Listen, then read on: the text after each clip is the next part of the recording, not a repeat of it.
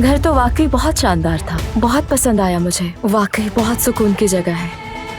कहाँ गए थे? ये कैसा सवाल है? मैंने देखा था तुम्हें सिराब के साथ।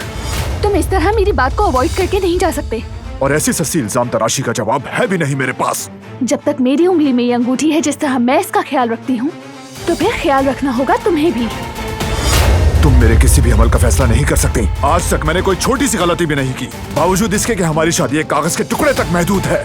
हमारी शादी सिर्फ एक कागज के टुकड़े तक महदूद है। उस कागज को भी फाड़ देते हैं। तो चलो फिर तलाक लेते हैं। मैं भी तुम्हें बुलाने ही वाला था। आप उससे तलाक की बात कर रहे हैं? आपने जरा भी सोचा है कि वो कहानियां अधूरी जो न हो सके कि पूरी, उन्हें मैं भी क्यों सुनाऊं, उन्हें तुम भी क्यों सुनाओ।